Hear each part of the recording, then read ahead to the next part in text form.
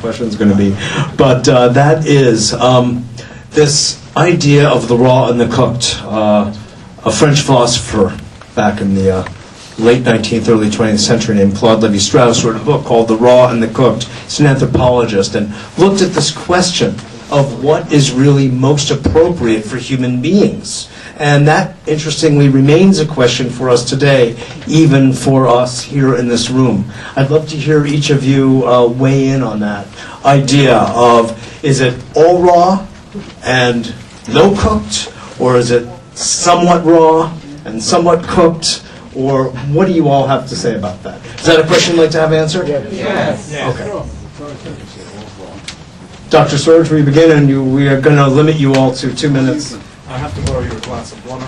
Oh, you're going to take my water, too? I might have to for Bell. Leave it to Mitchell to to do this, because I guarantee that you're not going to get the same answer from everyone here. You have people here on the panel that are going to talk to you raw, and from their experience and from what worked for them, it is probably, no question, right for them.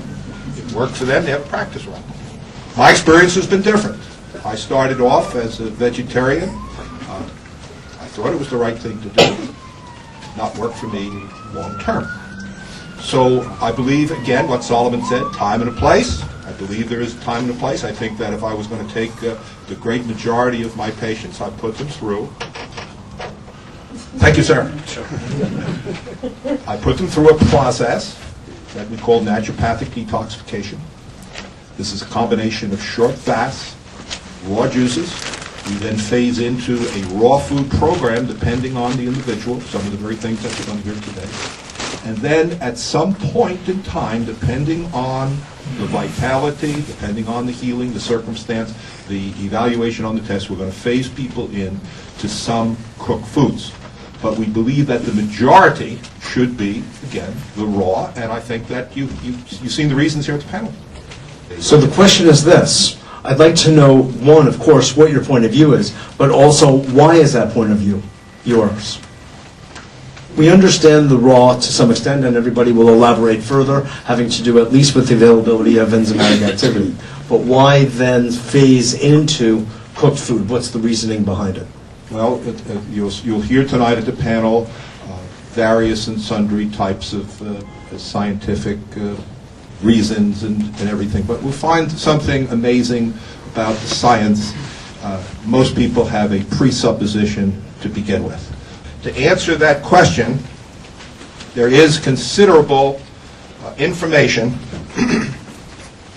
in the scientific community for eating higher amounts of protein.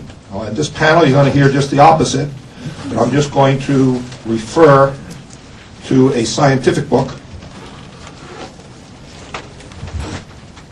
I think everyone should have this in their,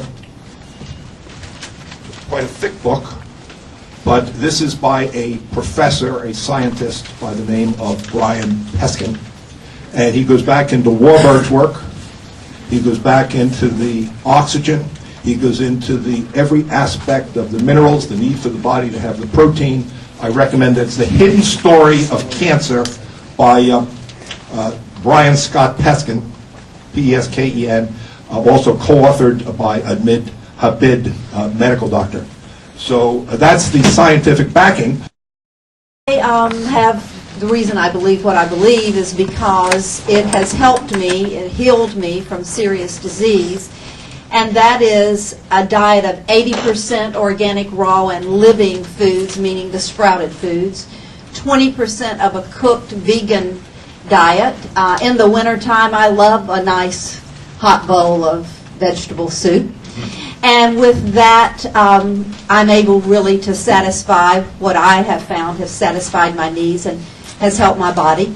Not only have I seen that this 80% organic, raw, and living foods and the 20% cooked vegan food have worked for me, but I've had thousands of people that have come to my institute in Atlanta with various types of health issues and have seen it work for them as well. I also do believe that you've got to customize for each individual person. I think that's very important.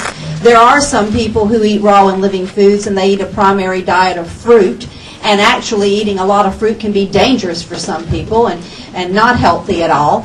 And if you have a whole lot of sugar coming off of that fruit and you have candida and it's feeding that, and fungus, and that can even feed cancer or diabetes and so forth. I also do think that some juicing, green juices especially, I have found have been good, although I think that juicing carrots and other very high sugar juices I have found or have not been good for me or for other people that I have worked with. But I do agree that everyone's individual.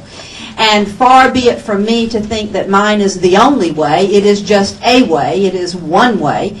And it has helped a lot of people. They will agree that it has worked for them. There will be other people that say that didn't work for me and some other program has worked for me.